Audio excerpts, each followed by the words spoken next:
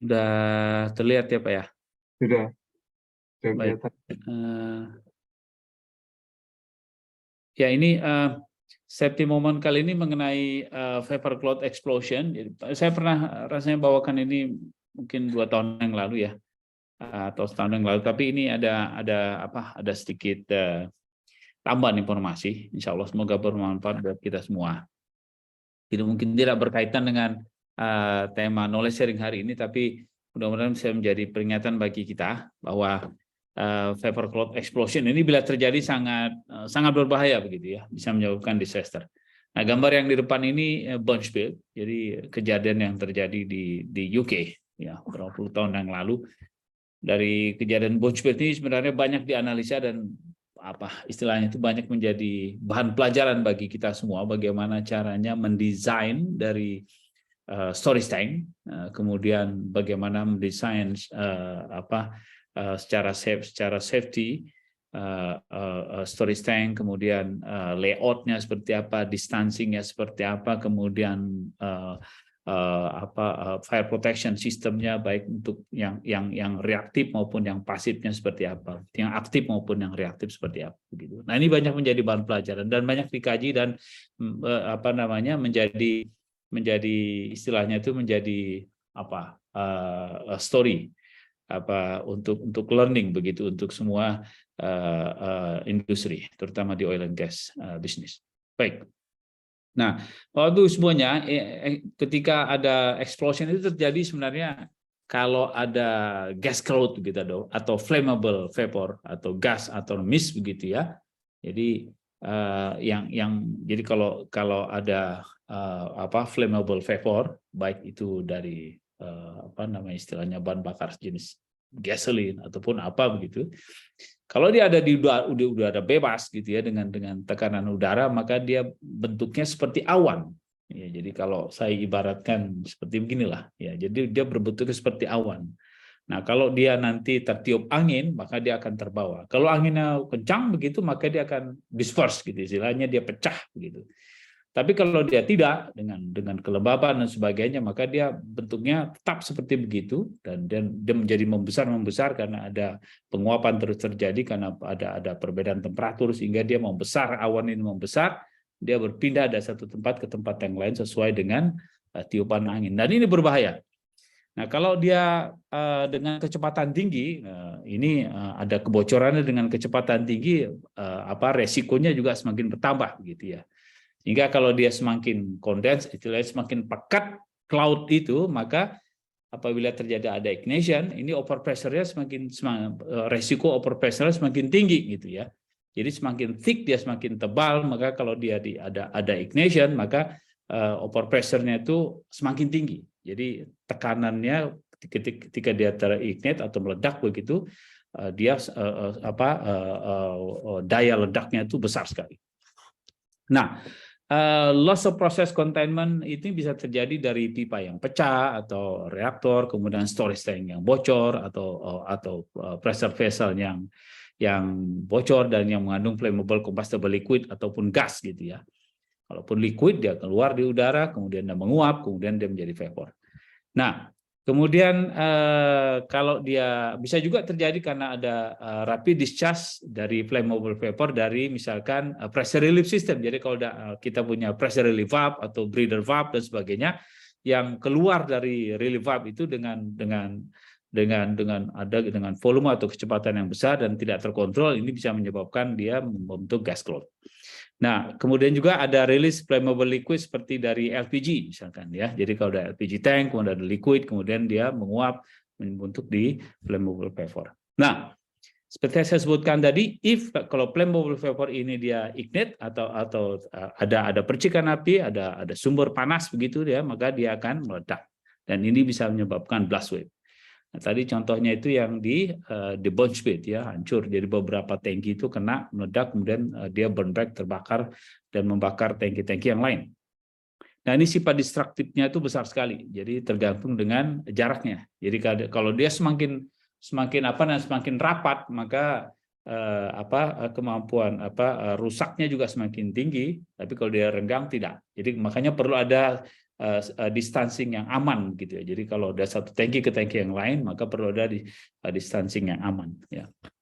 Nah, saya sebutkan tadi bahwa ini juga kalau ada vapor cloud ini dia dipengaruhi juga, dia bisa disperse cepat kalau ada anginnya kecepatan tinggi, misalkan 10 meter per detik, berbeda dengan 2 meter per detik gitu.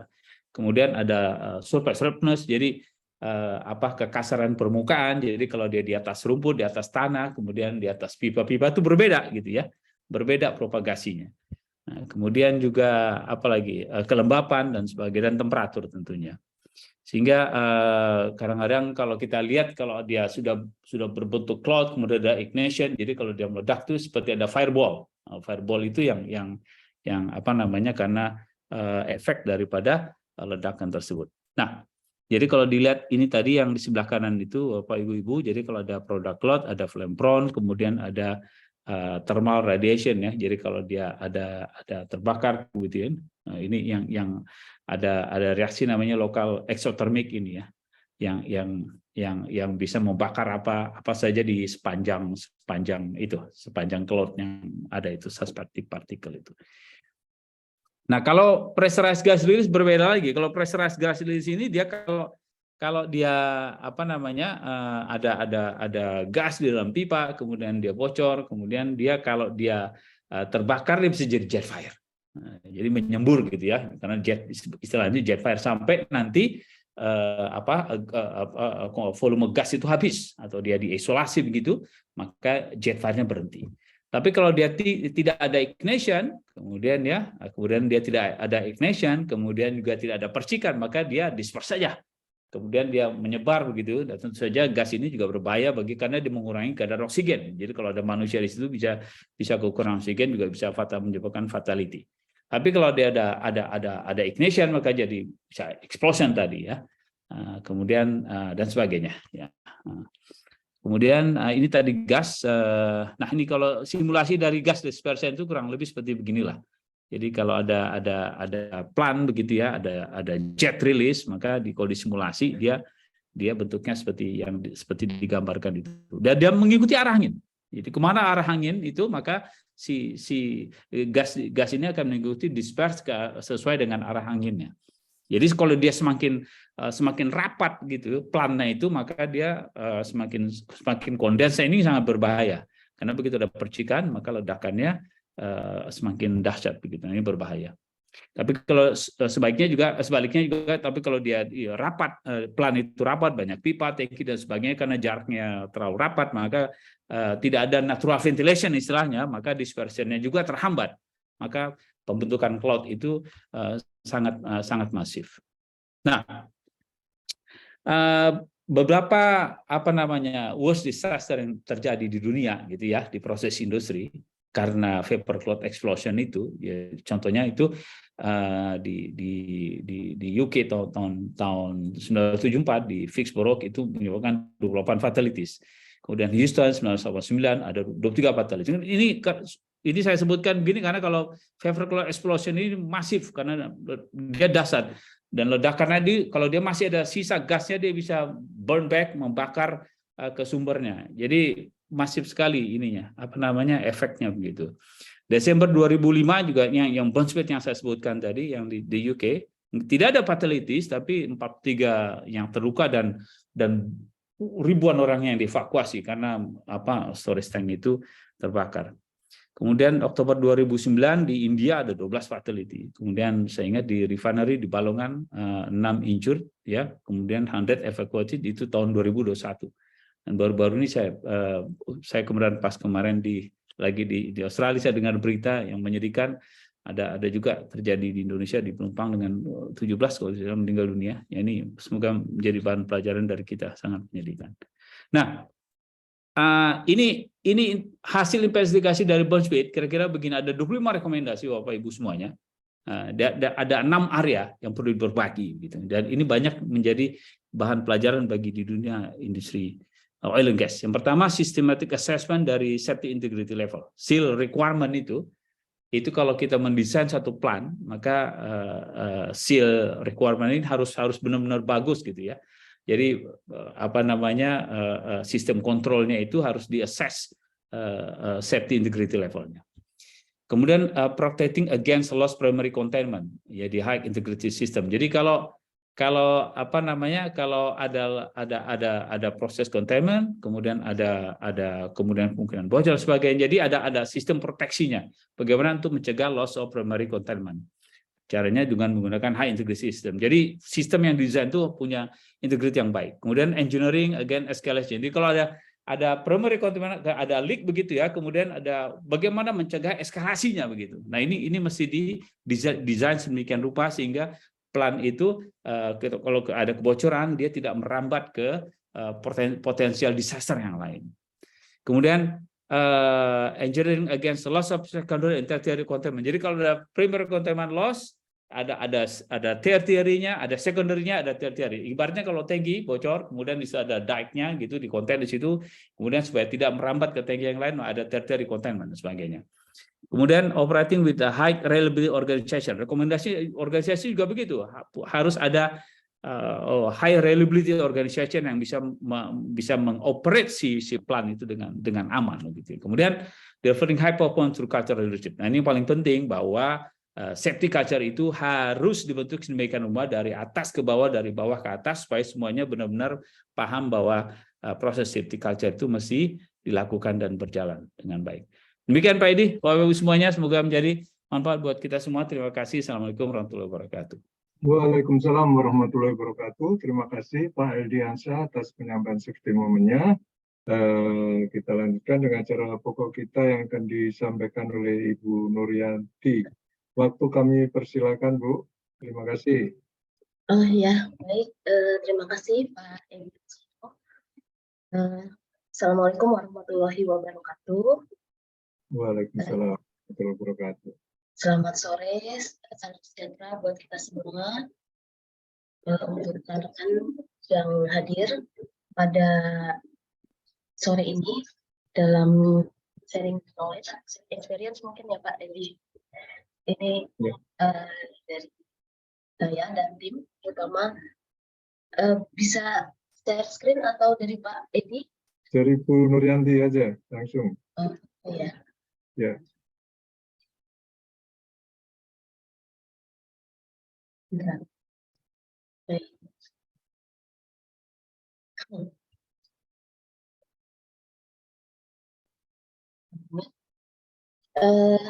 Sudah kelihatan. Ya, oke. Untuk tema sore ini yaitu konversi motor bakar menjadi motor listrik pintar. Ini adalah riset yang terakhir, maksudnya yang terbaru dari saya dan tim dari Politeknik Manufaktur Bandung yang disupport atau didanai oleh LPDP. Baik, untuk latar belakang, sebagaimana kita ketahui bahwa era motor listrik atau yang berenergi listrik ini akan menjadi masa depan karena bahan bakar fosil sudah makin berkurang, kemudian polusi yang disebabkan oleh bahan bakar minyak ini 32% berasal dari asap kendaraan. Kemudian adanya persetujuan Paris Agreement yang dilakukan oleh Indonesia yang berkomitmen untuk mengurangi polusi udara. Kemudian adanya itu yang memungkinkan untuk mengubah kendaraan yang berdasar fosil menjadi kendaraan listrik. Nah, saat nanti akan diterapkan yang mungkin sekitar tahun 2030, di mana motor bakar akan sedikit demi sedikit dikurangi gitu ya produksinya, dan kita akan lebih mensupport kendaraan listrik, maka kendaraan motor yang sudah bekas gitu ya, yang sudah pernah kita lakukan, yang pernah kita gunakan, ini akan dikemanakan gitu ya, sehingga padahal ini jumlahnya cukup besar, sekitar 82% gitu ya, dengan seluruh kendaraan yang ada di Indonesia, sehingga mungkin solusinya salah satunya adalah melakukan konversi dari motor bakar jadi motor listrik. Dan ini secara perundang-undangan juga sudah diperbolehkan. Nah, kemudian konversi motor bakar menjadi motor listrik itu mungkin sudah ada beberapa yang mulai gitu ya, meskipun sampai saat ini masih. Kemudian kami berupaya mengembangkan bagaimana sistem smart electric motorcycle atau motor sekitar ini bisa dikembangkan pada konversi motor listrik konvensional gitu ya. Jadi dengan konverter electric motorcycle ini tujuannya itu adalah mengenalkan teknologi 4.0 kepada masyarakat, di mana teknologi 4.0 ini diharapkan akan mempermudah kehidupan. Kemudian juga melakukan integrasi sistem dengan data menjadi lebih efisien. Kemudian juga bagaimana bisa meningkatkan efisiensi energi itu kan melalui sistem auto limit switch, atau biasanya kita kenal adanya mode sport, mode eco gitu ya, dan itu biasanya dipilih secara manual. Kalau kita ingin mode sport itu maka kecepatannya bisa maksimum gitu ya, sedangkan ketika mode eco misalnya lebih bisa dibatasi jadi kecepatan tertentu begitu yang lebih rendah. Nah, di sini kami akan mencoba menggunakan auto limit switch karena perpindahan mode berkendara gitu ya, mode berkendara ini secara otomatis, jadi tanpa harus berubah switch itu, tapi ketika level baterai tertentu dia akan berubah menjadi mode eco seperti itu. Jadi untuk efisiensi energinya melalui perilaku gitu ya, melalui perilaku udara. Kemudian juga ada sistem ya yang bisa memonitor tegangan arus temperatur sehingga dari baterai. Kemudian juga ada sistem IoT, smartphone diintegrasikan, bisa juga menggunakan lewat telepon gitu pada kondisi baterai posisi dari motor. Jadi untuk konversi motor bakar ke motor listrik sebetulnya adalah yang akan diganti itu, jadi kita upayakan secara kerangka, gitu ya, secara rangka itu tidak ada yang berubah. Jadi secara bodinya tidak berubah. Jadi kita hanya menukar bagian dalamnya yang berupa motor bakar. Awalnya suara mesin, dia mesin dirubah menjadi motor BLDC yang kami lakukan dengan mengubah ke motor BLDC QS 3 kW 60 volt gitu ya, untuk sebagai penggerak. Kemudian sebagai sumbernya jadi dari bensin gitu ya, dari bensin dan sistem ignitionnya diganti dengan baterai lithium-ion 72 volt 20 Ah.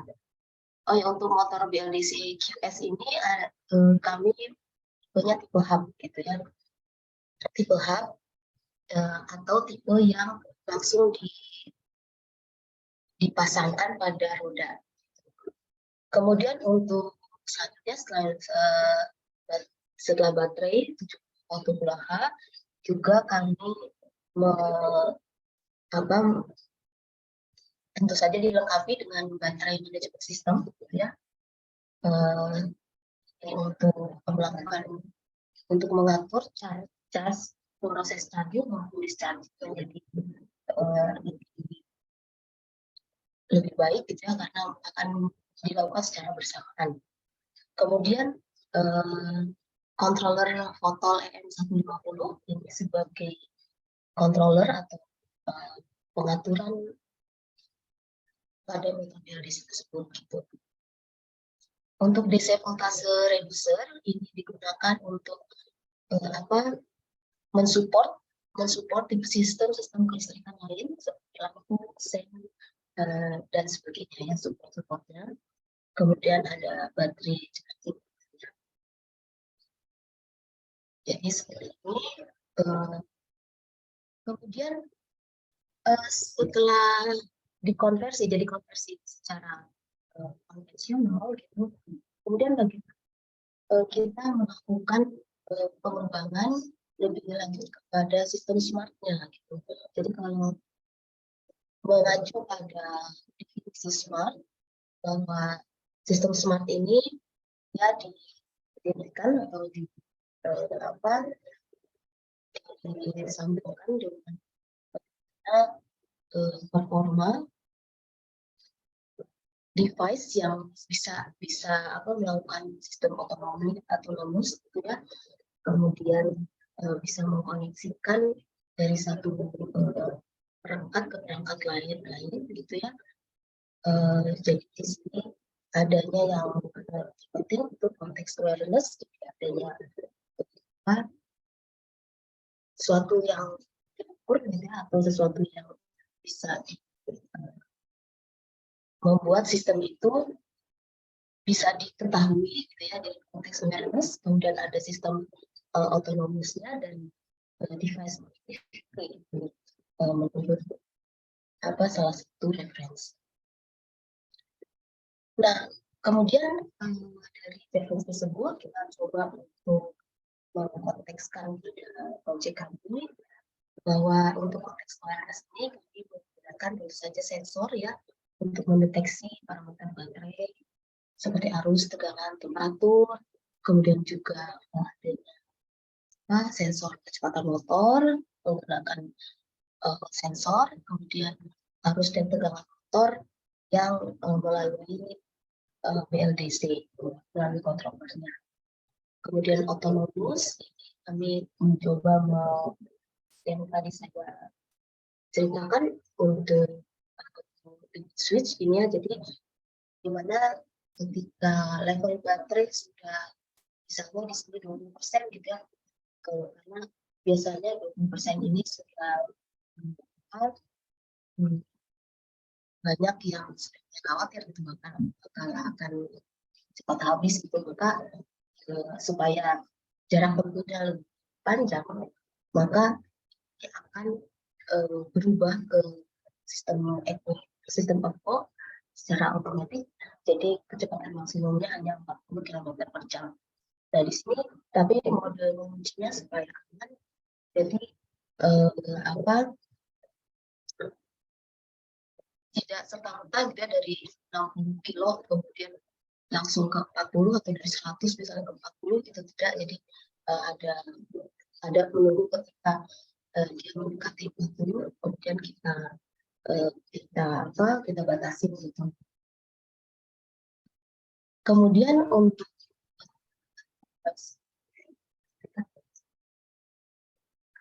Maaf Bu, suaranya kurang jelas nih, banyak yang iya.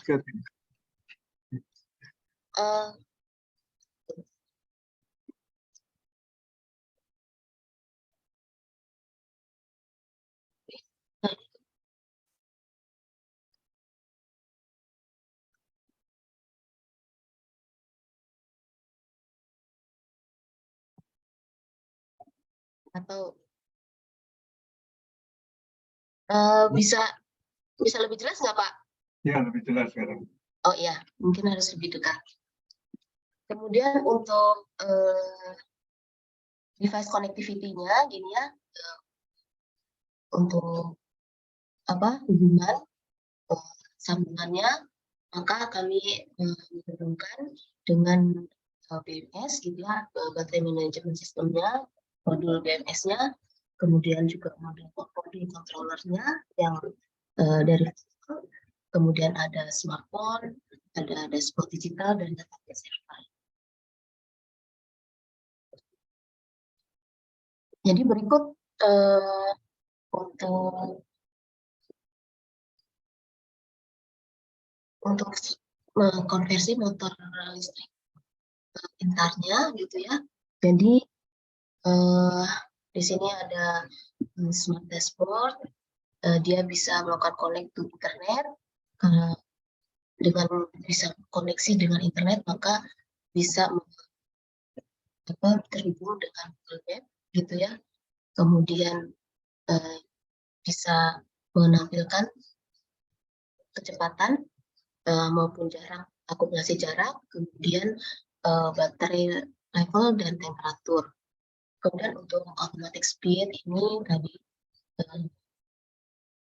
automatic speed switch option ini ya, jadinya kita bisa melakukan pergantian kecepatan atau mode kecepatan secara otomatis sesuai dengan level baterai.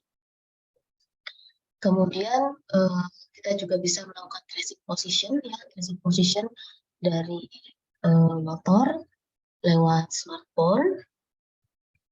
Kemudian di sini ada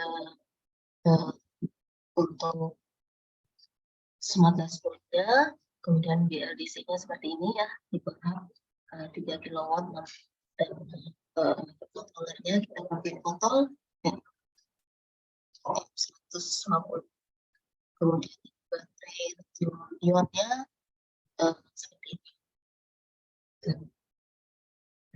Jadi untuk baterainya kami letakkan di tengah gitu ya. Kemudian ada satu bagian mekanik karena ini ada motor BLDC-nya di roda, maka kami membutuhkan satu sistem mekanik tambahan yang disebut swing arm yang yang mengikat atau pengikatan penting-penting kendaraan listrik. Jadi untuk pengembangan ini kami komponennya gitu ya, untuk melakukan konversi tadi selain komponen dasar gitu ya, maka ditambahkan swing arm lagi gitu ya untuk pengikatan motor BLDC-nya. Kemudian ada ini pengembangan smart software baik hardware maupun sistem informatiknya gitu. Di sini ada pengembangan sistem swing arm-nya. Kami menggunakan besi hollow gitu ya, besi hollow bulat dan bisa dikonversikan menjadi atau bisa juga ada tipe kami buka dua tipe bulat dan tipe persegi gitu ya. Waktu itu yang baru dibuat adalah tipe bulat. Jadi kalau tipe persegi, pelampangnya persegi ini sebetulnya lebih kuat daripada tipe bulat. Begitu, dan ini kami masih melakukan menggunakan bilas. Mengapa menggunakan besi hollow dan menggunakan ini? Karena masih untuk keekonomisan itu masih di masih ekonomis gitu ya. Namun karena kita membuatnya prototype, kalau misalnya kita melakukan production massal lebih banyak begitu ya, maka bisa juga dikembangkan yang dicetak gitu ya, dicetak menggunakan dice itu sehingga bisa lebih mungkin bisa lebih kokoh dibandingkan ini gitu, karena ini kan ada sambungan gitu. Tapi untuk sudah kami uji bahwa meskipun masih cukup kuat gitu ya, kuat baik dari disimulasikan uji coba. Gitu. Di sini untuk bagannya ya, diagram bloknya dalam sistem pintar ini kami menggunakan Raspberry Pi sebagai pusat pengaturannya, begitu ya. Di mana di Raspberry Pi ini yang akan mengatur controller dari BLDC maupun dari BMS, karena untuk karena kita melakukan sistem otomatik yang mengharuskan memproses dua signal baik dari controllernya maupun dari BMS. Nah, seperti itu. Kemudian jadi di sini ada untuk koneksi powernya gitu ya, dari baterai ke BMS, kemudian dari BMS baru ke motor BLDC, kemudian ke DC to DC converter untuk diturunkan tegangannya. Kemudian juga ada sistem juga sebenarnya ada tambahan wind energy support untuk Arduino. Ini tapi masih dalam pengembangan karena sebetulnya kalau berbasiskan pada tegangan, jadi energi kincir yang dari kincir angin itu bisa untuk mengeluarkan suara di level tegangan 20 volt. Cuma harusnya masih kecil sekali, sehingga kalau untuk suara buzzer ini masih memungkinkan. Kenapa sistem motor ini kan suara? Karena nanti itu kan kalau motor itu sangat tidak ada suaranya begitu ya, tidak ada suara. Sebenarnya tidak ada suara kadang-kala bukan memang itu yang diinginkan ya, karena jadi berkurang gitu ya, berkurang fungsi suara gitu dari kendaraan motor yang selama ini justru sering mengganggu gitu ya. Tapi bayangkan jika semuanya silent gitu ya, semuanya silent dan mungkin bagi kebanyakan pengendara di Indonesia yang dengan berjalan itu jika misalnya kuat suara itu justru dikhawatirkan malah menimbulkan kecelakaan gitu. Jadi ini ada ide bagaimana kalau misalnya gitu, dan secara peraturan pemerintah juga nanti akan diatur kendaraan listrik itu bisa ada suaranya gitu. Nah, kami sudah mencoba mengembangkan kalau sebenarnya kalau sound booster itu sudah ada juga di pasaran gitu ya, dengan berbagai macam mode suara yang kita inginkan. Coba kalau misalnya pakai energi gitu, karena saat berkendara kan itu selalu ada angin, dan anginnya itu biasanya memang dominan gitu ya, dominan dari angin yang disebabkan oleh berkendara gitu. Kemudian untuk sistem kecepatan terbatas otomatis atau auto limit switch ini yang dikembangkan ini sebetulnya bisa awalnya kita menetapkan pokoknya saat 20% gitu ya, saat 20% ini karena berdasarkan dari questionnaire kita ini beberapa orang gitu ya, dan mereka mengatakan bahwa di 20% itu yang sudah mulai merah gitu kan ya. Meskipun kita juga bisa mengembangkan, bisa diatur gitu kalau kita mau lebih dari 20% misalnya, karena motor itu ketika motor listrik ini memang korelasi dengan kecepatan. Jadi kalau kecepatannya semakin kita tinggi, sering kita mempunyai kecepatan tinggi, maka jarak tempuhnya juga ternyata semakin pendek itu dibandingkan dengan kecepatan rendah, seperti itu.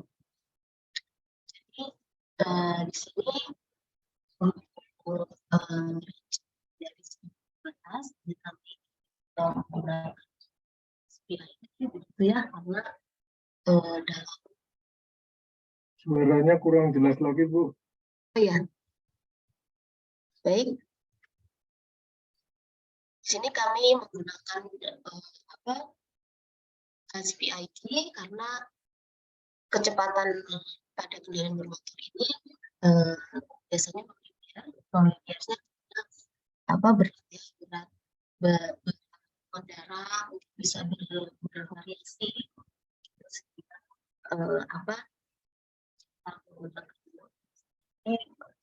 responsnya melakukan perubahan kecepatan. Jadi di sini sebagai kecepatan menggunakan sensor gitu ya.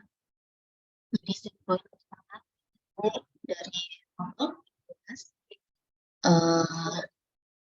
nanti dari gas, kemudian baterai menyalakan diri bersama ini akan membatasi kecepatan 30 km/jam. Jadi meskipun gasnya kita maksimalkan, kita kecepatannya di 40 km gitu. Jadi di sini untuk sistemnya, jadi dari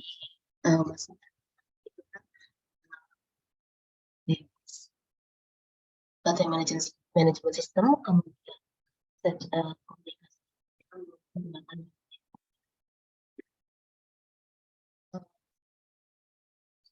dari throttle gas, ini kita karena kita kembangkan ADC modul, kemudian di sini juga untuk anti ini kita akan mode eco gitu, ini ada yang minta di off cam aja gitu nih. Suaranya nggak kedengaran nih, banyak yang komplain ini. Oh gitu. Ya mungkin nggak usah pakai video, coba ini.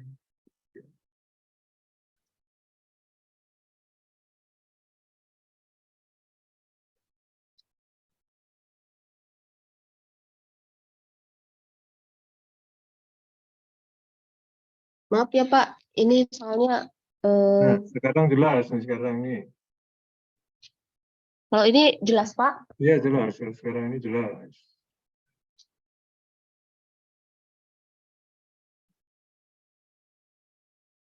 Oke. Maaf, kendala teknis. Jadi di sini kami ulangi untuk pengaturan kecepatan motor dengan terbatas atau auto limit switch dengan umpan balik level baterai. Jadi jika misalnya baterai sudah 20%, maka kecepatan akan berubah dari yang semula maksimum menjadi mode eco yang maksimal 40 km/jam. Nah,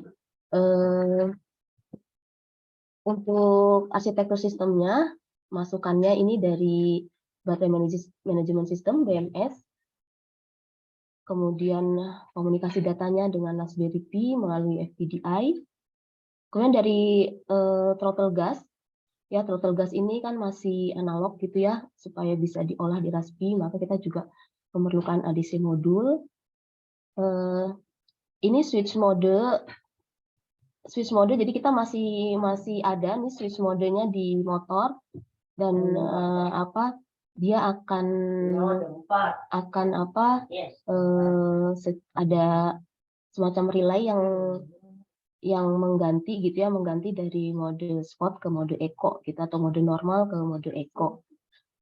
Kemudian di sini untuk keluarannya gitu ya, untuk keluarannya di mana di driver BLDC ini yang mengatur kecepatan melalui Hall sensor ini ke BLDC-nya. Jadi berdasarkan dari baterai lithium ion ini. Nah, untuk smart dashboard sendiri, smart dashboard kami ada 2 ya, satu yang melalui Bluetooth coba kami kembangkan melalui Bluetooth dan juga melalui serial. Untuk melalui Bluetooth ini jadi hanya beda kalau yang satu wireless, satu serial. Kalau yang wireless ini bisa diletakkan di smartphone gitu ya, karena ini juga berbasis Android. Sedangkan untuk yang serial itu bisa diletakkan di motornya.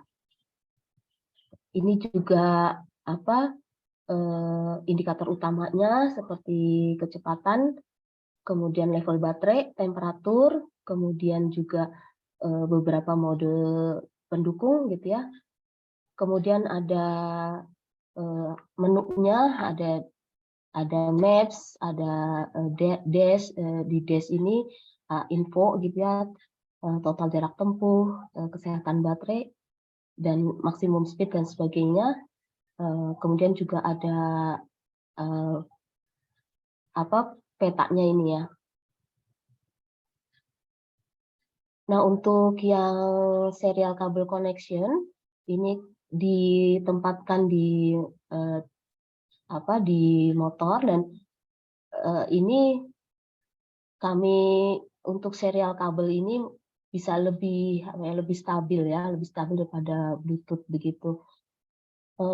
Di sini juga kami menggunakan aplikasi Android yang dikembangkan dengan framework Flutter, juga untuk sistem server backend-nya menggunakan bahasa pemrogram PHP dan sistem database-nya PostgreSQL gitu ya. Jadi untuk kalau indikator utama mungkin bagi yang konvensional, yang dashboard konvensional ini hampir semua ada kecuali temperatur baterai biasanya tidak ada di yang konvensional. Untuk indikator auxiliary ini juga ada baik yang kami maupun yang yang konvensional. Kemudian kalau konvensional tentu saja belum menampilkan maps gitu ya, atau posisi. Kemudian kalau tampilan info, indikator sisa jarak tempuh ini juga ada di kami gitu. Kemudian data logging ini hanya ada di sistem smart gitu ya, di mana integrasinya secara online dengan server untuk penyimpanan data berkendara, terutama data posisi begitu ya. Nah, di sini untuk sistem arsitekturnya, sistem dashboardnya ini adalah menggunakan Raspi tadi, kemudian juga ada beberapa switch gitu ya, relay untuk lampu dan sebagainya. Kemudian ini juga ada baterai manajemen sistemnya yang mengatur baterai. Kemudian di sini bisa kita lihat dari Raspi ini juga mengatur dari fotol. Jadi dari fotol ini awalnya ke Raspi pertama, kemudian ke Raspi kedua ini untuk tampilan supaya bisa ditampilkan di LCD HDMI ini, begitu. Kemudian juga untuk data yang bisa disimpan di internet begitu ya. Jadi di sini dengan menggunakan jaringan WiFi data-data bisa disimpan di server. Ini untuk pada smart dashboard serial juga ada tampilan info dan tampilan map sama seperti yang Bluetooth. Kemudian kita kembangkan juga sistem IoT, jadi ada juga dari smartphone yang koneksinya itu via internet gitu ya, via internet di mana bisa ditampilkan semua level tegangan arus maupun dari baterai, tegangan dan arus baterai, kemudian juga posisi gitu ya, posisi di smartphone ini menggunakan MQTT broker gitu. Dan dari MQTT broker ini ya tadi selain di smartphone bisa juga disimpan di laptop atau PC. Nah, ini tampilannya untuk baterai monitoring.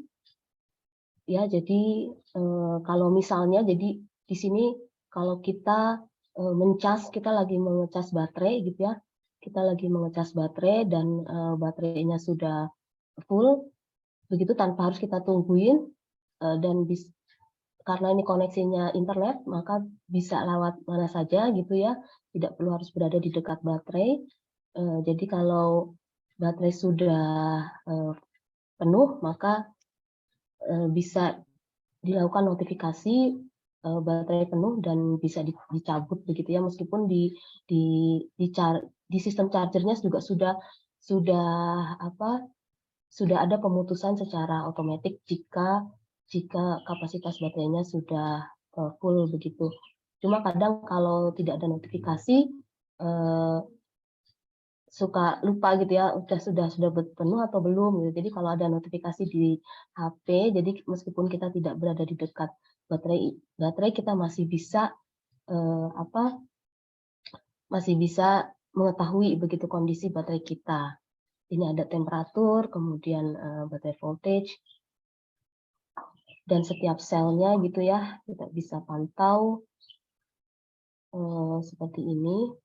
Kemudian juga kalau misalnya baterai itu lama tidak dipakai, jadi kalau motor kita lama tidak dipakai, maka sebaiknya kan baterai itu tidak boleh lebih dari 1 sampai 2 hari ya, karena kan mempercepat self discharge, maka ini juga bisa diingatkan untuk dibuka gitu ya, dibuka sambungannya saja, koneksinya seperti itu. Kemudian fitur tracking position.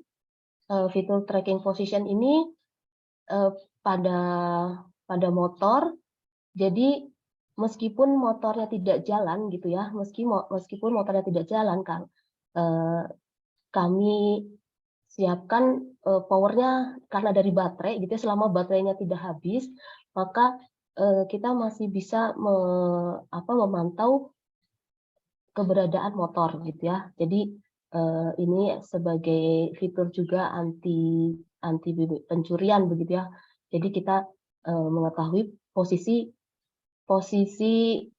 motor kita di mana gitu dari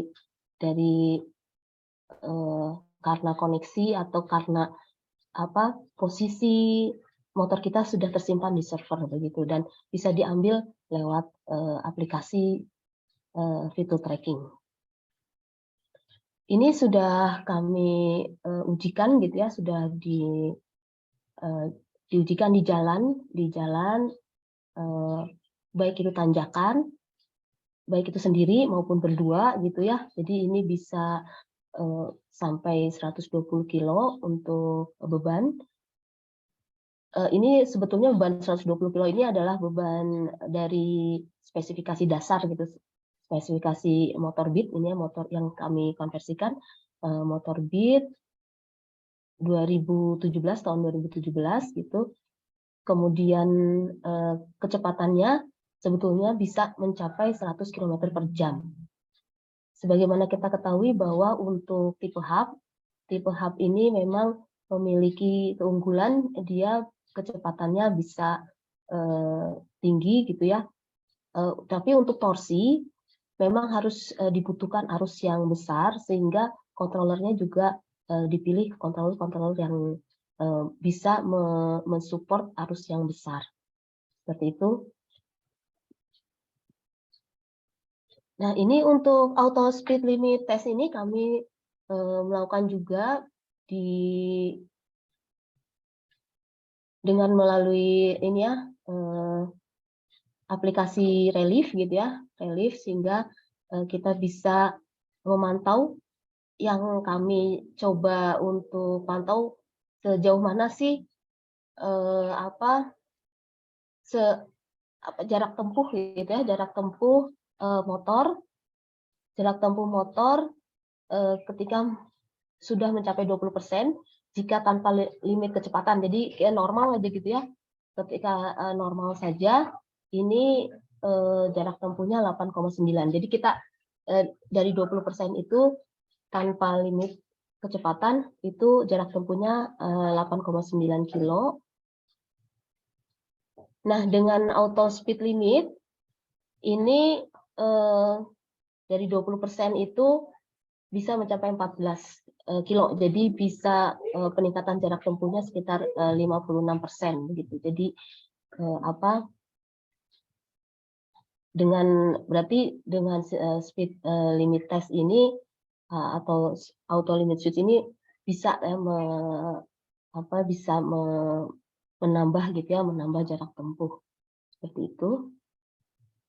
Jadi kesimpulan kami ya, jadi telah dikembangkan smart converter electric motorcycle yang sudah mengikuti industri 4.0 gitu ya, di mana unsur-unsur dari smart itu berupa contact awareness itu sudah kita penuhi pada sensor kecepatan, arus, tegangan baterai, sedangkan autonomousnya juga dari sistem speed limit ini ya.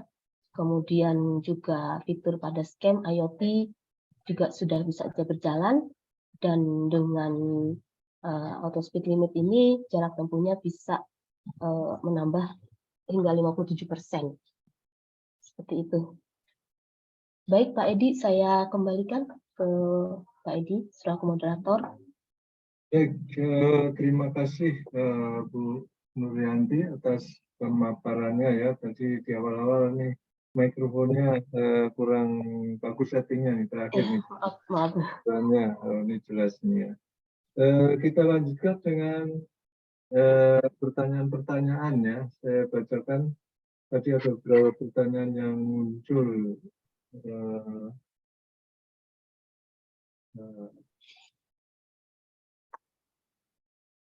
Nah, ini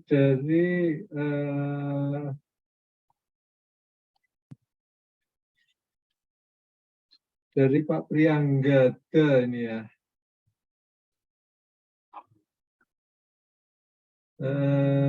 Pada motor berbasis ICE ada kurva torque velocity.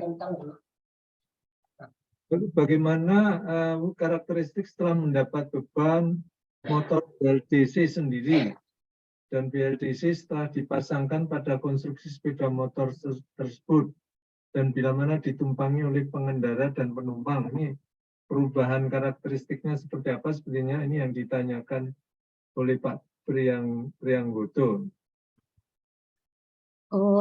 Untuk karakteristik torsi ya Pak ya? Ya, torsi kecepatan. Torsi kecepatan.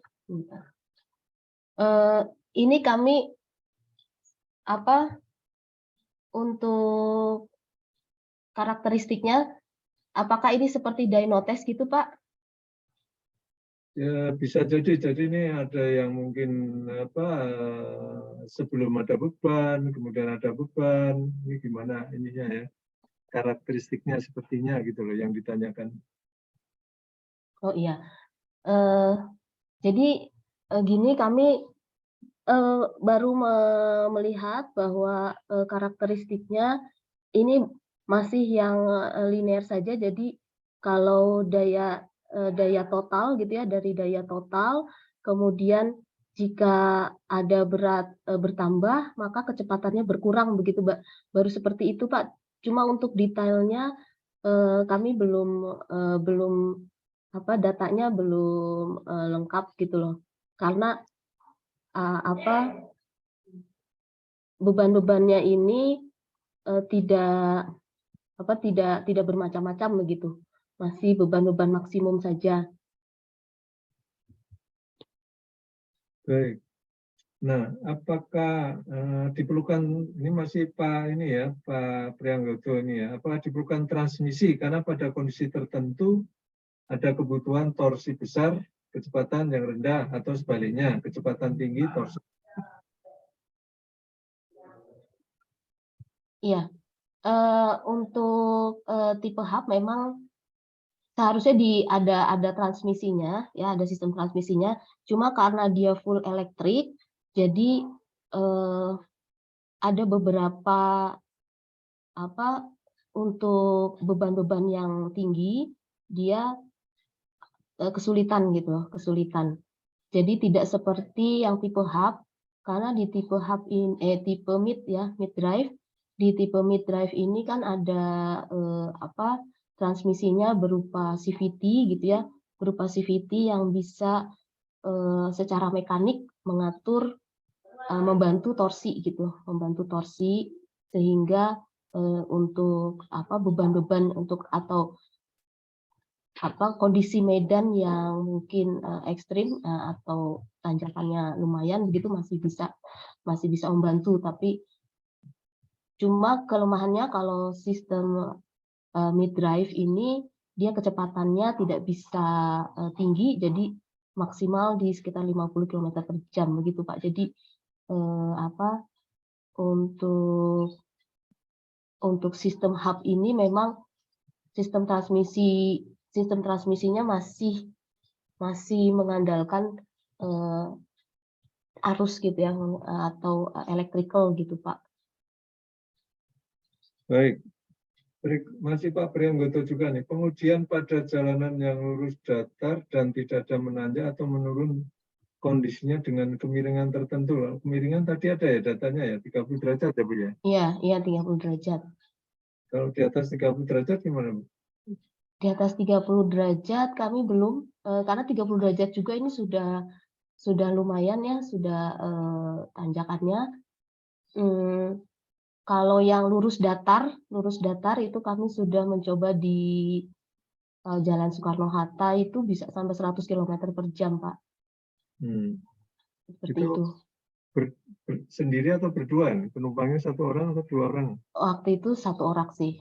Satu orang ya? Iya. Oke, baik. Berikutnya dari Pak Pandu Santoso ya. Ingin bertanya, untuk motor listrik apakah penting dipertimbangkan traksi atau torsinya untuk daya tanjak? Mohon pencerahannya.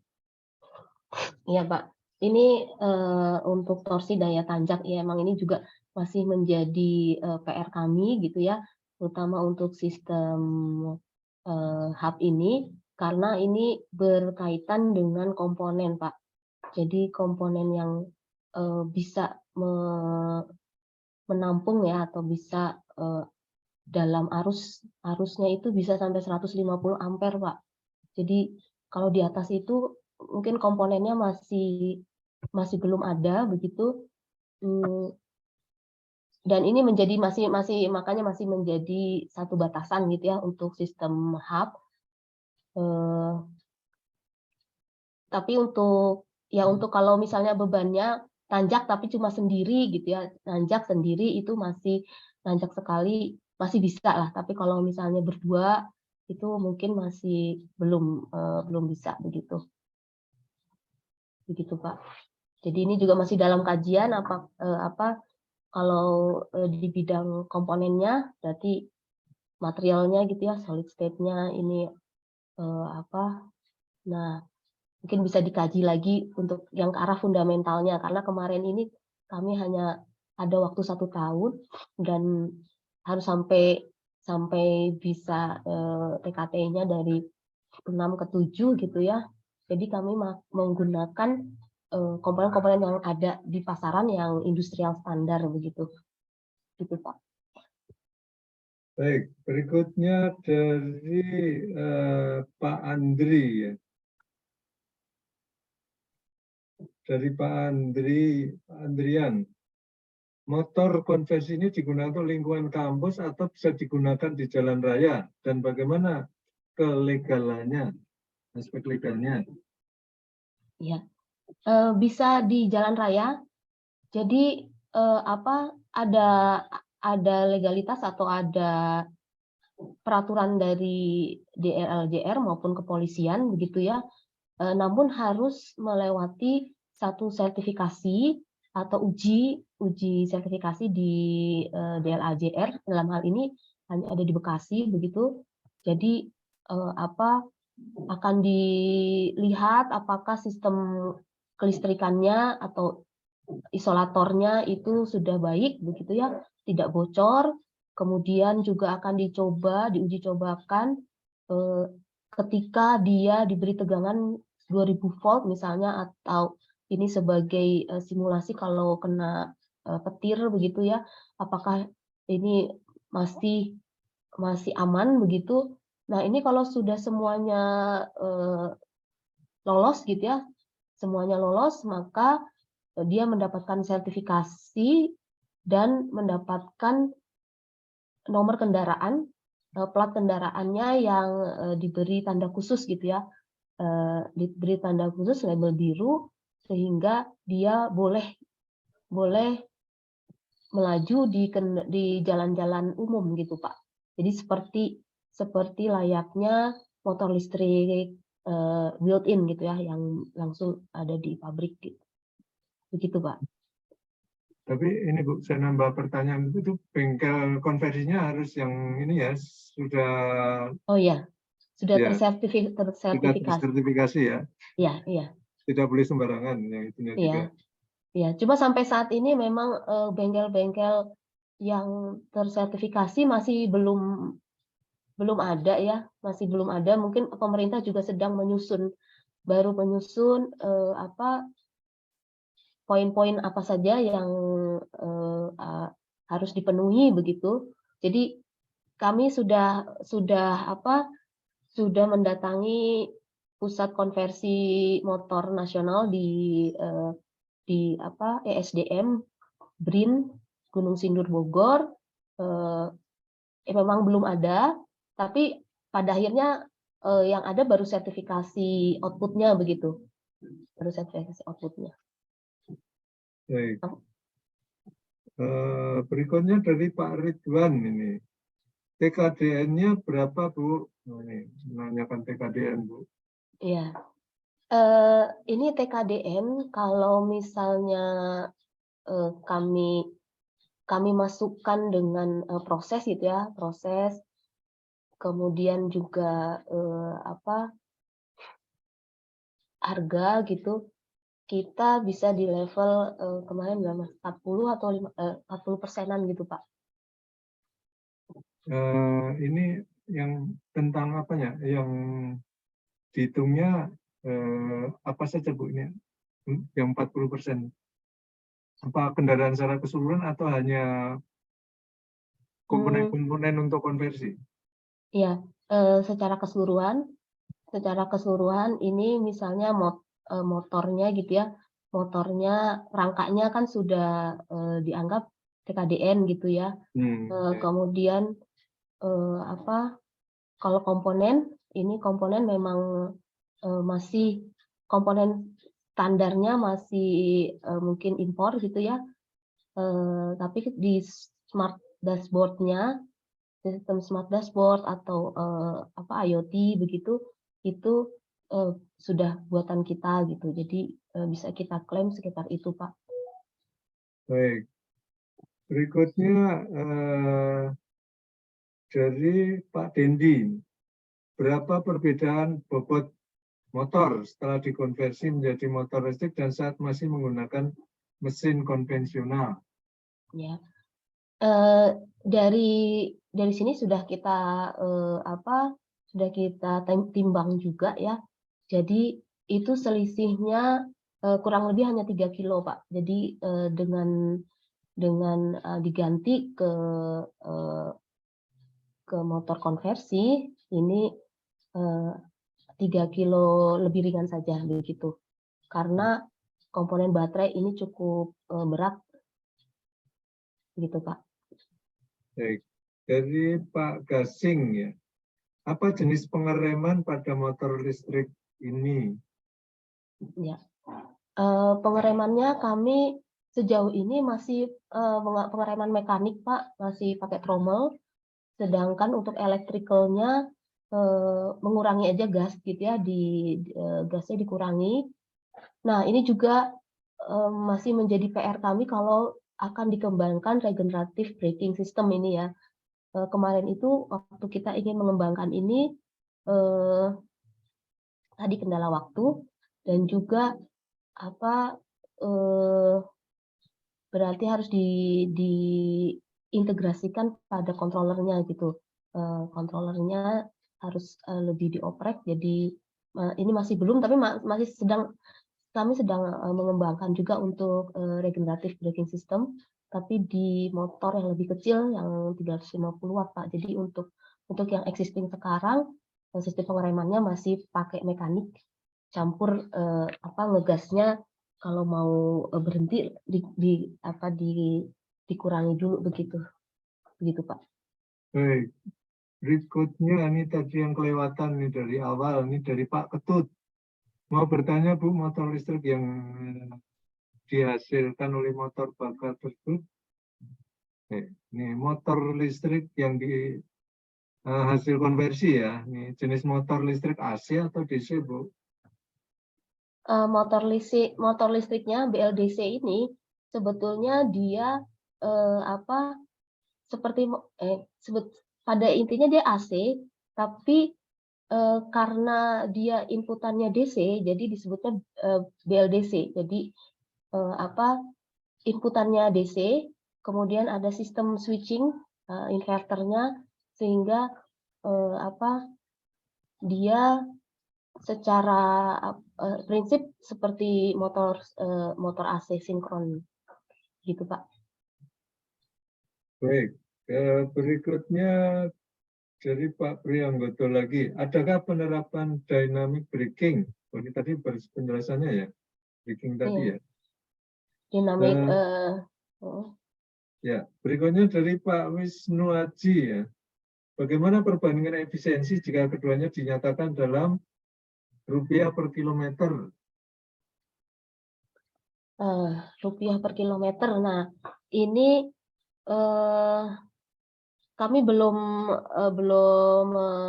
secara detail ya, tapi mengacu ke yang sudah dihitung oleh pemerintah itu bisa lebih murah Pak di listrik. Saya lupa berapa rupiah per kilometer gitu Pak, maaf Pak. Tapi lebih bisa bersaing begitu, apalagi dengan untuk saat ini masih ada subsidi gitu ya, ada subsidi dari pajak dan pengurusannya agak dipermudah gitu Pak. Rupiahnya secara detail saya lupa. Baik. Berikutnya dari Pak Pandu Santoso lagi, izin bertanya Bu Nuryanti, mengapa tidak mencoba membongkar motor listrik buatan Cina untuk melihat teknologinya bagaimana, bisa kuat torsinya untuk tanjakan? Mohon penjelasannya. Ini maksudnya mungkin motor listrik, sepeda motor listrik gitu, membandingkan dengan itu. Iya, ya kemarin kami belum. Jadi kami karena langsung fokus ke konversi, jadi kami langsung konversi Pak. Jadi untuk membedah motor listrik Cina, ini kami waktu itu karena terkendala pengadaannya begitu ya, jadi baru datangnya di akhir dan kami waktu itu melihat di motor Cina itu yang kira-kira menerapkan sistem smartnya yang mana begitu, dan kami melihat ada Smooth Tempur waktu itu yang dia sudah mengimplementasikan sistem smart, tapi sistem smartnya ini untuk untuk memonitor baterai. Jadi karena untuk harga mereka supaya bersaing begitu ya. Jadi sistemnya baterainya disewakan begitu, baterainya disewakan. Nah, supaya penyewaan baterai ini bisa terpantau, maka mereka menggunakan sistem smart atau bisa ada aplikasi di handphone gitu ya. Nah, untuk yang smooth tempur ini setelah kami coba juga dia punya kendala karena kan ini sama-sama hub ya, sama-sama hub dan sama-sama di atas dia 1,5 kW BLDC juga, tapi untuk sistem pengereman juga masih masalah gitu ya. Jadi kalau mereka menggunakan smooth tempur ini ketika mengerem, maka sistem kelistrikannya mati semua.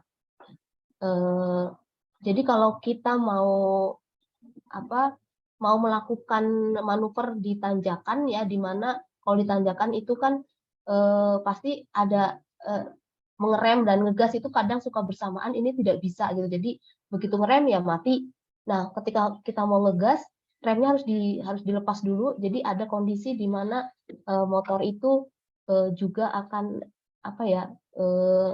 kalau kaki kita tidak kuat itu akan meluncur ke bawah gitu. Jadi harus terbiasa dengan itu gitu. Nah,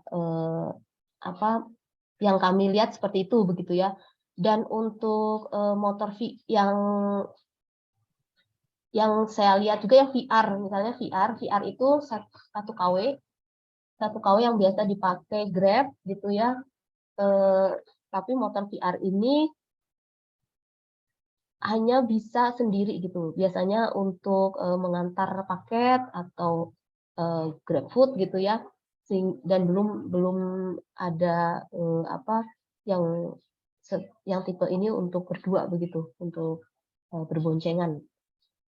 Seperti itu. Baik, berikutnya dari Pak Arkon. Slide 16 tadi ada arsitektur sistem. Mohon info data-data baterai pack itu pakai sensor tambahan ataukah sensor yang ada di BMS? Apakah BMS dan motor controllernya full import? Ya Pak, untuk sensor-sensornya kita masih full bawaan gitu ya. Kita tidak menambahkan sensor-sensor tambahan pada BMS gitu Pak, karena memang waktu itu sudah cukup memadai sehingga tidak diperlukan lagi sensor tambahan. Baik, berikutnya dari Pak Iwan Susanto. Mohon izin bertanya, untuk ketahanan baterai motor apakah sudah dites dan mampu bertahan berapa lama dan mampu menempuh jarak berapa kilometer mencapai torsi nah, ini mungkin pertanyaan berikutnya, untuk mencapai torsi tertentu apakah perlu kapasitas baterai yang besar? Terima kasih. Ya, untuk sudah kami ujikan untuk ketahanan baterai. Kalau ketahanan awal ya, maksudnya dari full charging dengan kondisi medan yang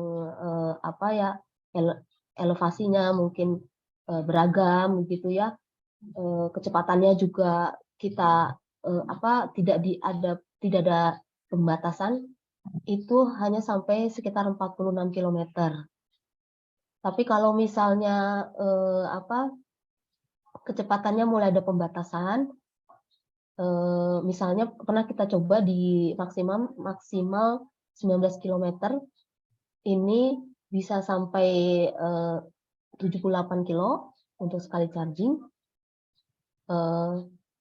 Dan dengan limit switch maka akan lebih panjang lagi 50%-nya, seperti itu Pak.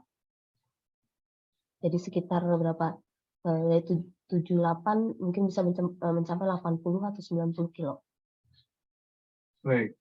Berikutnya dari Pak Muhammad Zayana Abdussalam. Apakah bisa menggunakan fuel cell yang dirancang sekaligus sebagai propulsi, di mana medan elektromagnetik ditimbulkan dari jalur antara elektroda yang dibentuk lilitan? Belum Pak, kayaknya belum, kami belum mencoba ke fuel cell untuk dikombinasikan atau dihibridkan dengan fuel cell. Mungkin bisa kalau Bapak ini bisa kita saling informasi gitu ya, bagaimana kalau hibrid emang fuel cell juga menjadi salah satu energi masa depan juga begitu Pak. Baik. Berikutnya dari Pak Gunadi Sugiantoro, apakah sudah dicoba jalan berapa kilometer maksimal yang sudah di trial? Ya itu kami sudah 78 km maksimal untuk sekali cas. Ya, berapa kWh Bu baterainya Bu? Oh ya, baterainya itu kan 72 volt, 2 volt 20 Ah.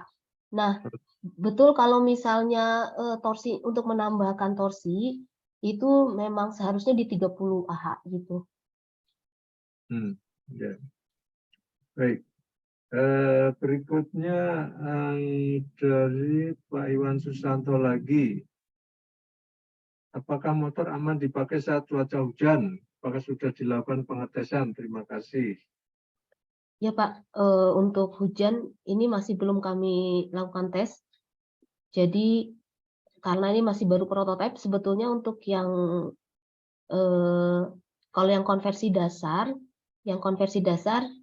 ini masih bisa gitu ya kalau kita mau sertifikasikan.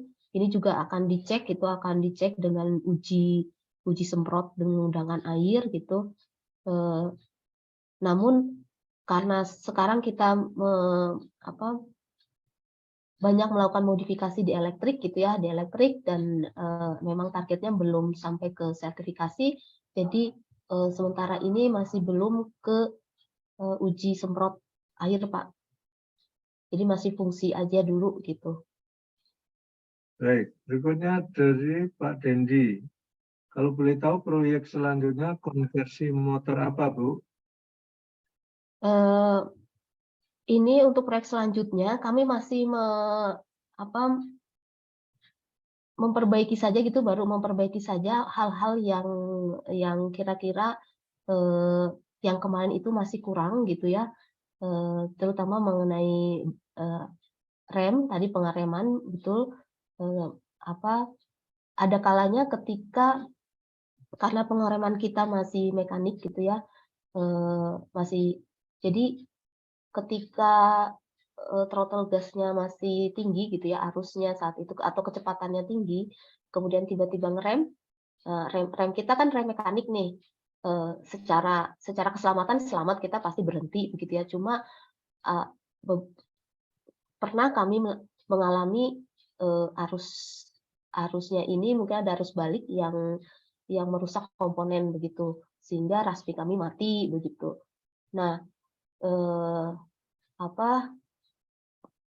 mungkin ada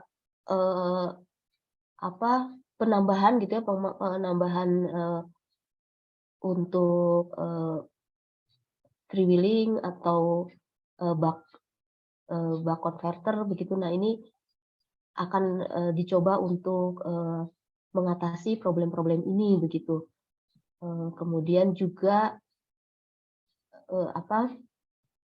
yang akan kami coba juga untuk BMS-nya.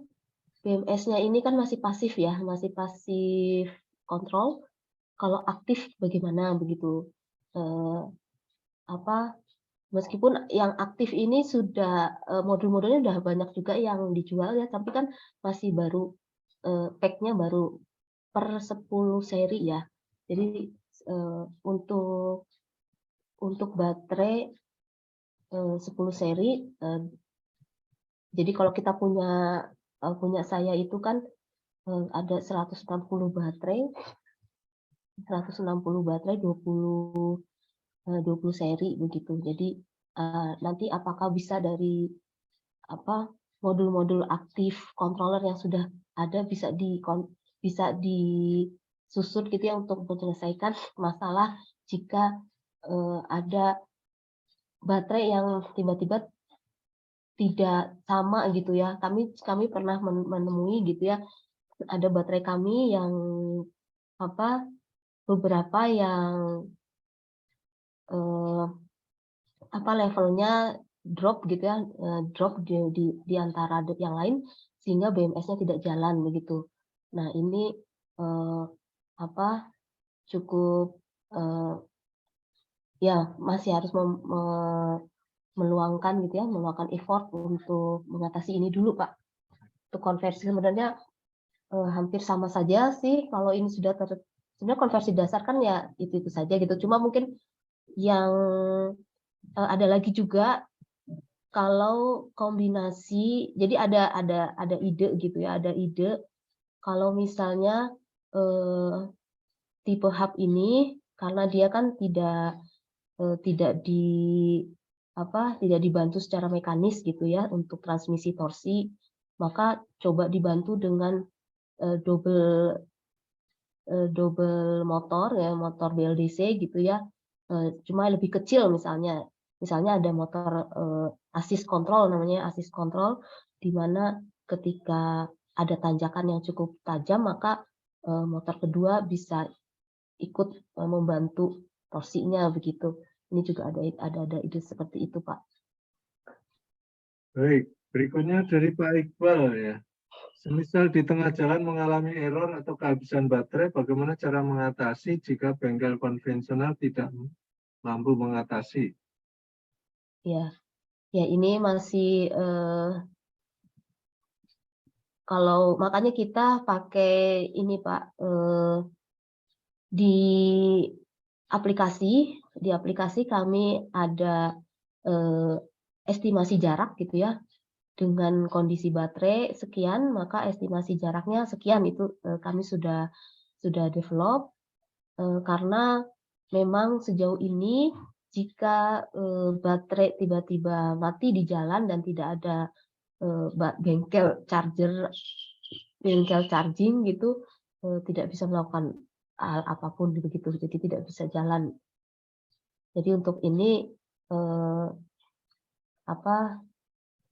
belum tersolusikan ya, untuk paling cuma ada ada estimasi jarak saja sehingga orang diharapkan bisa mengukur gitu ya, mengukur baterai ini sudah sejauh mana. Kemudian juga kalau paling solusi yang paling biasa itu yang bawa baterai cadangan begitu Pak. Baik, ini tadi ada yang kelewatan nih dari Pak Koko Kuncoro nih. Apakah ada konversi motor yang dipakai, misalnya motor sekian cc, motor listriknya sekian PK atau HP, itu ada ininya nggak? Iya. Rule of thumb-nya. Iya. Jadi gini, untuk rule of thumb sebetulnya ada peraturan dari pemerintah. Kalau sebetulnya kita kalau ketika ingin konversi hanya kita pengen kecepatannya sampai berapa sih gitu ya, sampai berapa. Tapi pemerintah juga mengatur gitu kalau misalnya motornya itu sampai 110 cc, maka motor BLDC-nya itu yang 2 kW gitu. Kalau misalnya di atas 150 itu 3 kW. Tapi misalnya ada juga orang yang kayak saya misalnya Honda Beat 110 cc, kemudian saya konversikan dengan 3 kW, bisa aja Pak. Ya kecepatannya jadi naik aja jadi sampai 100 kilo gitu ya.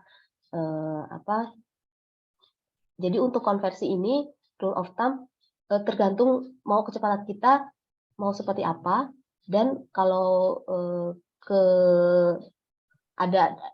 ada juga sih peraturan kalau di ini ya dari DLAJR diatur seperti itu. Jadi kalau 110 2 kW, 150 3 kW seperti itu. Jadi maksimal 3 kW. Begitu Pak. Untuk yang motor ini ya masih motor matic biasa ya, bukan motor yang cross atau yang tipikal yang besar gitu. Baik. Berikutnya dari Pak Wahidin Wahab ya. Izin bertanya Bu, bagaimana cara menentukan ukuran dan jenis motor yang akan digunakan untuk konversi ini? Apakah ada best practice-nya? Mohon arahnya. Terima kasih. Ya itu tadi Pak, Oh ya jadi tadi ya. jadi Ya. disesuaikan saja karena untuk apa, kalau di hub ini dia diameternya juga bisa kita sesuaikan dengan rodanya, misalnya roda 14 inch atau 12 inch gitu, itu bisa menyesuaikan saja gitu. Apa, untuk beratnya juga nggak terlalu beda gitu antara 3 kW dan 2 kW gitu Pak. Baik. Kalau untuk 1 kW kayaknya tidak diperbolehkan gitu. Makanya kalau VR bisa 950 watt, tapi dia built-in ya, bisa di jalan umum, seharusnya tidak, karena diperkirakan kalau yang di bawah 1 kW itu kecepatannya hanya di bawah 40 km gitu. Jadi padahal untuk di jalan raya itu kan minimal di bawah 20 ya, kalau yang itu yang di bawah 1 kW gitu. Seperti itu. Baik. Berikutnya dari Pak RJM EV. Apakah ada ilmu atau perhitungan teknisnya terkait pemilihan motor BLDC? Ringkasnya landasan dasar untuk pemilihan BLDC tipe hub atau mid. Itu seperti apa Bu? Ya, ini tipe hub dan mid landasan. Jadinya ini hanya tergantung keperluan. Jadi pertimbangannya praktis gitu ya. Pertimbangannya praktis. Kalau misalnya tipe hub ini tadi keuntungannya kecepatannya bisa tinggi, tapi untuk torsi mungkin masih tidak sebaik yang tipe mid gitu. Karena di tipe hub itu total transmisi dari elektrik. Sedangkan kalau mid dia kecepatannya tidak bisa tinggi, tapi secara torsi dia karena dibantu oleh CVT itu dia bisa lebih baik begitu. Jadi apa, untuk ini tergantung keperluan saja begitu, tidak ada landasan teori khusus gitu Pak. Baik. Berikutnya dari Pak Leo Setiawan. Apakah sudah ada variasi pemilihan kecepatannya kah? Mungkin kaitannya dengan pemilihan motor tadi Bu.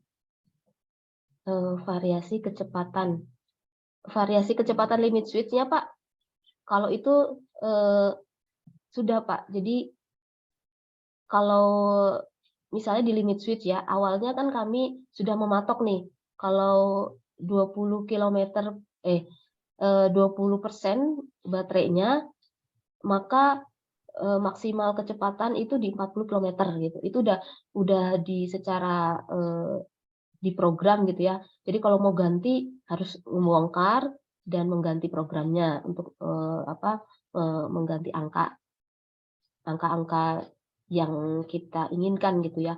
Tapi kemudian perkembangan selanjutnya kami sudah bisa kalau ingin mengubah-ubah variasi kecepatan misalnya untuk bahkan juga variasi level baterainya, misalnya saya di 30% saja dengan kecepatan maksimum misalnya 20 km gitu. Bisa Pak langsung dari display gitu, dari display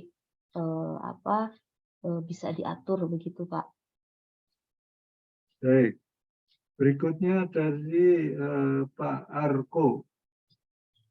Apakah baterai pack dibuat sendiri? Apa tipe misal 1865 3,7 volt dan merek sel baterai yang disarankan apa?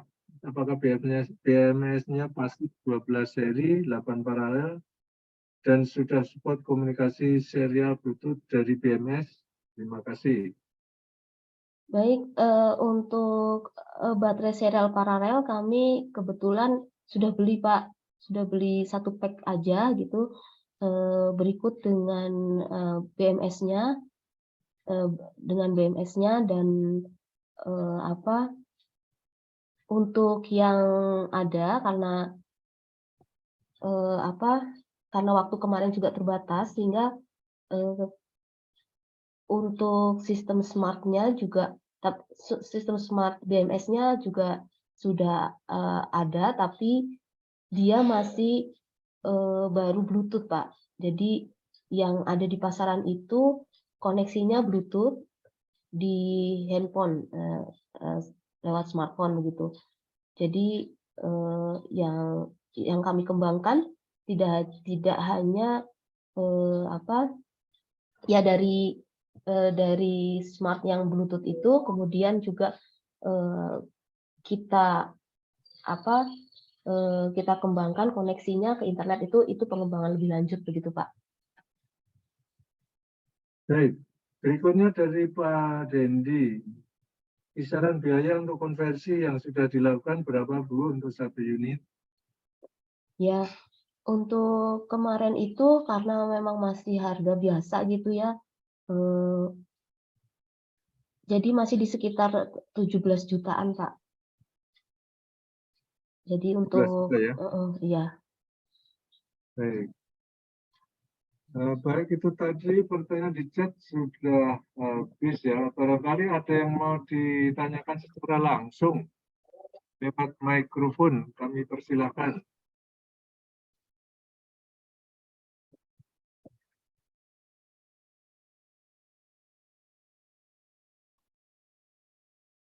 Yang tadi Bu tentang sertifikasi masih langka tadi, jadi gimana kalau misalnya kita konversi sendiri di lab terus dibawa ke tempat pengujian, boleh nggak itu Bu? Boleh Pak, Oh boleh boleh saja ya? Pak, boleh. Oh, Jadi supaya nggak buang-buang energi, kita ke ESDM dulu aja, ke ESDM yang dia punya alat-alat ujinya, karena kan alat-alat ujinya itu kayak untuk mager ya, pengujian hambatannya, kemudian penyuntikan 2000 volt itu kan data cukup mahal gitu ya, alat-alatnya, sehingga kadang-kala lab tidak punya. Nah, untuk lebih baiknya kita ke SDM dulu. Jadi apakah sudah memenuhi gitu ya? Kalau sudah memenuhi baru kita bawa ke Bekasi. Di situ sebenarnya cuma bayar 500.000. Tapi kalau misalnya kita langsung ke sana, ke Bekasi tanpa ke SDM, bisa suruh balik lagi karena tidak sesuai gitu. oke. Itu Ya. kalau yang ke ESDM biayanya berapa itu Bu? Ke SDM kemarin kayaknya karena kami kerjasama gitu, mereka belum bicara berapa gitu. Oh gitu. Jadi bisa datang saja. Oh, enak dong. Enggak, itu kalau tadi itu yang apa diberi tes tegangan 2000 volt itu maksudnya apa? Tegangan apa itu? Yang 2000 volt tadi. Gini Pak, jadi kalau misalnya ada petir gitu, Hah? ya petir. Kalau kita berkendara di hujan, kemudian ada petir, Hmm. kita kesamber gitu ya. Hmm. Kesamber itu bagaimana ininya gitu? Apakah ada pengaruh atau ada bagian yang akan berbahaya begitu, nggak akan terpercik Hmm. terpercik api atau seperti apa begitu. Hmm. Oh, itu Jadi tesnya gimana tuh tesnya? tesnya yaitu Pak dimasukkan gitu, Oh, diberi ada tegangan. chambernya gitu ya, ada chamber gitu. Ya, Oh, dikasih atau tegangan. atau diberi tegangan aja Pak, diberi tegangan 2000 volt gitu. Apanya yang diberi tegangan kan pertanyaannya itu gitu loh. Yang diberi yang diberi tegangan ya motornya Pak. Ya. Baik, baik. Ada pertanyaan barangkali? Oh, ini ada muncul lagi nih pertanyaannya dari Pak Dendi ya. Apa saja syarat motor yang bisa dikonversi untuk pengurusan legalnya? Mungkin terkait keaktifan surat kendaraan atau tipe tertentu, atau mungkin tahun produksi.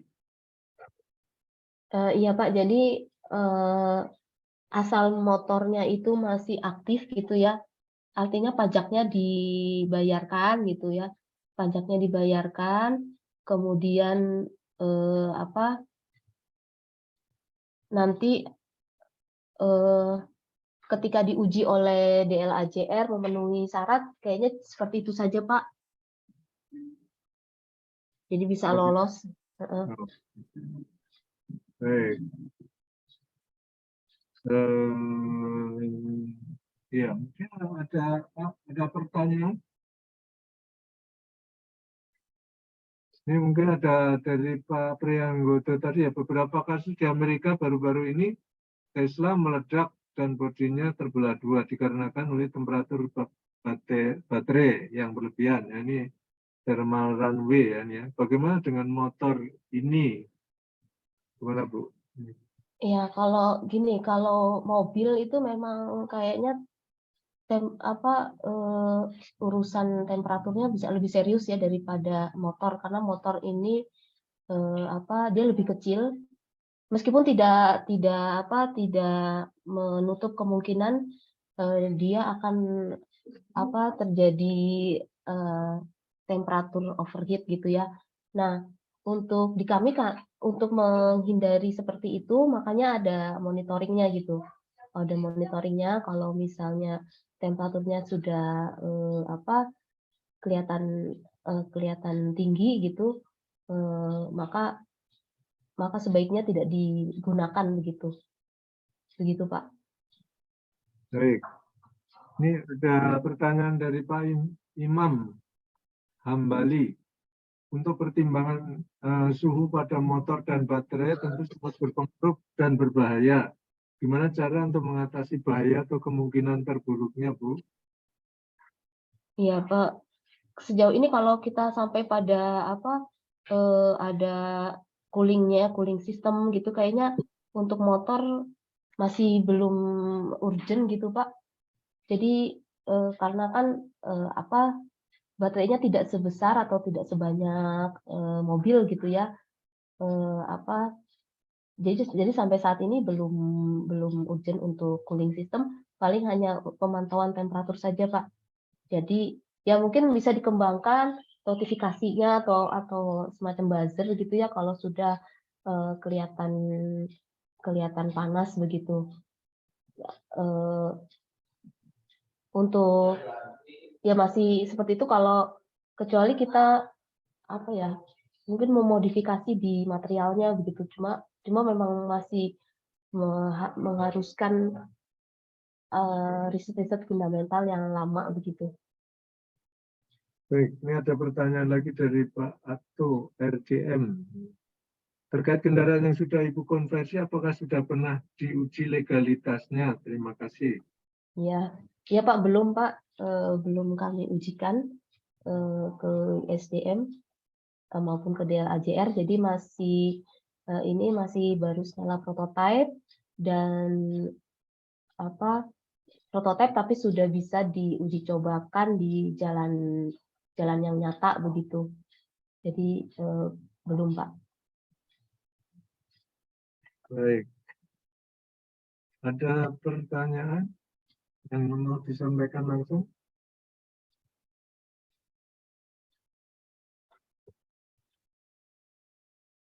Kalau nggak ada pertanyaan, kita akhiri acara webinar sore hari ini sampai di sini.